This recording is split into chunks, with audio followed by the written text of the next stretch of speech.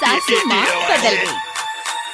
कहानी इस घर की है जहाँ बहू और बेटी को एक माना जाता था, लेकिन फिर अरे शिखा बेटा, तू रसोई में क्यों घुसी रहती है?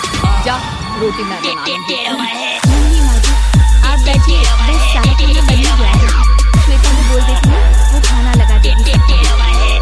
सॉरी भाभी, मेरे पास वक्त नहीं है। माँ, मुझे पैसे देना, पार्लर जाना है। हाँ चली जाना, भाभी को भी ले जाना।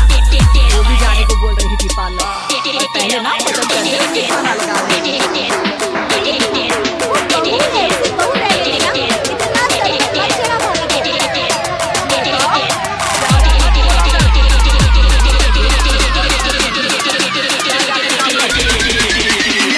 माँ का भाभी से इस तरह प्यार करना बिल्कुल अच्छा नहीं लगता। वो बार बार किसी न किसी तरह माँ को भाभी के खिलाफ भड़काती रहती, लेकिन कोई फायदा ना होता। एक दिन, अरे बेटे किशन, जा बहू को कहीं घुमा कर ला, सारा दिन घर में काम करती रहती है। हाँ माँ, हम लोग जा रहे हैं ना गोवा। अच्छा जी, भाभी ने तो हमें बताया ही नहीं। वैसे तो सारी पंचायत करती है, ये गोवा वाली बात क्यों छिपा गई हमसे? अरे क्योंकि उसे खुद नहीं पता था बहन, मुझे टिकट सस्ती मिल रही थी तो मैंने बुक कर दिया। हाँ शिखा, पैकिंग कर ले, संडे हम जा रहे हैं गोवा। दोपहर में शिखा पैकिंग कर रही थी कि सास आ जाती है। ये क्या बहू, साड़ियाँ? अरे गोवा जा रही है घूमने या फिर शादी में मायके हैं? माँ जी, ऐसा कुछ है ही नहीं, समझ में नहीं आ रहा क्या रखूं कपड़े में। अरे तेरी और श्वेता की साइज तो एक ही है, उसके कुछ मॉडर्न कपड़े ले ले।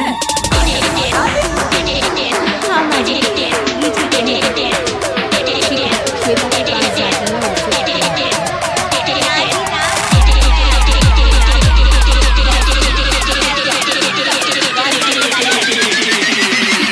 लटकाकर कमरे में आ जाती है। तो सास कहती है, चल तैयार हो जा, तुझे मैं शॉपिंग करा कर लाती हूँ गोवा की। बस फिर क्या था, सास बहू निकल जाते हैं मार्केट और एक से बढ़कर एक ड्रेस खरीद कर घर आते हैं। पहले बता देती थी नए कपड़े दिलाने वाली है भाभी को, तो मैं अपने ही दे देती ना भाभी को, मुझे दिला देती नए कपड़े। देख श्वेता, परिवार का मतलब सबके साथ रहने का है, ना कि सिर्फ अपना सोचना। वैसे भी तुझे अच्छे संस्कार सीखने चाहिए। यही बात कपड़ों की, तो सीखा, आज से घर पर भी तू मॉडर्न कपड़े ही पहनेगी। कोई जरूरत नहीं है ये साड़ी वाड़ी लपेटने की।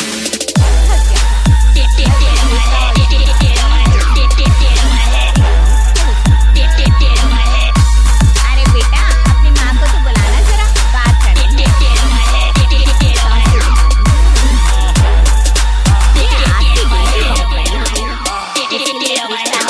कहो तो बता दूं।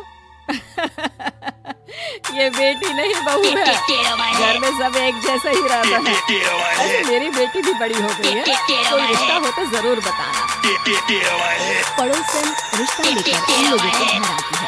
तब श्वेता की होने वाली सास कहती है, तो ये घर है, इतने मंजिल का है, और ये बहू में आपकी क्या बहन है?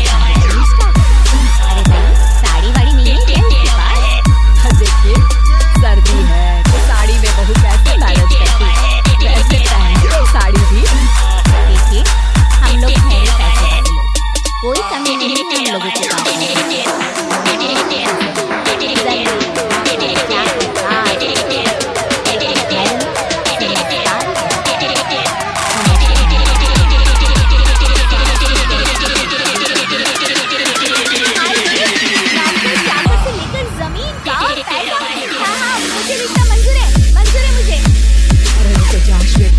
बात कर रही हूँ ना। देखिए, हम लोगों के घर इतनी आजादी नहीं मिलेगी। हाँ कहते ना माँ, हाँ करती जल्दी से। क्या करती? बेटी की शादी ऐसे घर में कर देती है जहाँ ना उनके विचार होते हैं और ना ही आचार। शादी के बाद एक रोज फोन, बेटा बेटा एक बार घर आ जा, बहुत दिल करता है तुझे देखने का। मामू, घर पे बहुत काम होता है, कैसे आऊँ? बड़ा घर है, लेकिन आने जाने वालों की लाइन ही लगी रहती है। मैं तो जानती थी उस घर का हाल, लेकिन तू ही नहीं मान रही थी। माँ देख, हर घर का यही हाल है।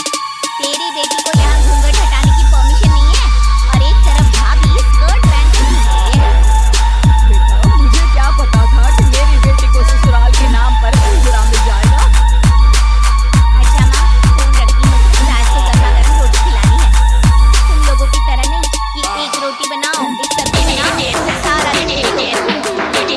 सास मेरी सोच में पड़ जाती है। एक तरफ बेटी जिसे कोई आजादी नहीं, वहीं दूसरी तरफ बहू जिसे देखकर लगता ही नहीं कि इसकी शादी भी हुई है। अगली अरे ओ शिखा, हाँ माँ, क्या हुआ? कुछ चाहिए आपको? मैं जिम जा रही थी। जिम के कपड़ों में बहू को देखकर सास को घूंघट में अपनी बेटी का ख्याल आता है। देख बहू, घर में बहू की तरह रहा कर। इतने टाइट कपड़े पहन कर जिम जाना पसंद नहीं मुझे। जा जाकर रोटी बना। रोटी? माँ, अभी तो शाम के 6 बजे हैं। इस वक्त रोटी? अब क्या मेरे खाने पीने पर भी पहरा है?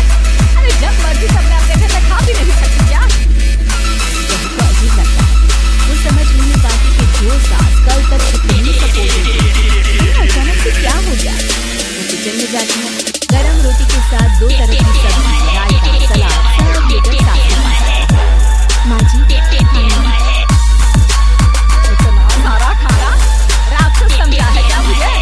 रोटी मांगी थी मैंने गर्मा गरम बस। पर माँ जी, रोटी खाती किससे आप? सब्जी तो बनानी थी ना। अरे भूख मर गई मेरी तेरी बहस से। जा जाकर काम कर अंदर, पूरी रसोई साफ कर। बहू अंदर चली जाती है। थोड़ी देर में श्वेता घर आती है। अरे शिखा, जल्दी से चाय ला, पकवान बना, मेरी बेटी आई है। अरे नहीं नहीं माँ, ड्राइवर बाहर खड़ा है। मैं तो घर का कोई सामान खरीदने के बहाने यहाँ आ गई हूँ। मुझे जाना होगा। अरे बेटा, पर कितने दिनों बाद देख रही हूँ तुझे। कहने में आ जाना 2-4 दिन के लिए। आ जाऊंगी माँ, जब मेरी सास मरेगी तब। मैं तो रोज मन्नत मांगती हूँ कि मेरी सास मर जाए तो अच्छा होगा। अच्छा चल, जा रही हूँ माँ।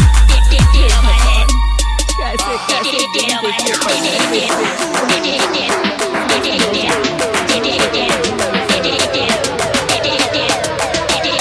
क्या बात है, आज जिम नहीं आई? पता नहीं यार, आज माँ को क्या हो गया अचानक। लगता नहीं कि मैं जिम आ पाऊंगी। शिखा बात कर रही थी जिसे सास सुन रही थी। यार ये सास ना होती है ऐसी। मैं तो कहती हूँ बुढ़िया जल्दी मरे और तू आराम से जिए। शिखा को सहेली की बात पर गुस्सा आ जाता है। माँ के मरने की कौन सा बच्चा दुआ मांगता है मोहिनी? आगे से ऐसी बात मेरे सामने मत करना। हमारे घर की शोभा ही माँ है। क्या हुआ जो तेरी शक्ति दिखा रही है? इसमें भी कोई ना कोई उनकी भलाई ही होगी। मैं तो कहती हूँ भगवान मेरे जैसी सास सबको दे। इससे माँ की तरह सास वाली तो कोई बात ही नहीं है उनमें। सास ये बात सुन रही थी। उनकी आंख में आंसू आ जाते हैं। क्यों? वो बेटी की किस्मत में बहू को भी भागीदार बना रही थी। शिखा, अरे ओ शिखा, क्या हो गया? जिम नहीं जाना?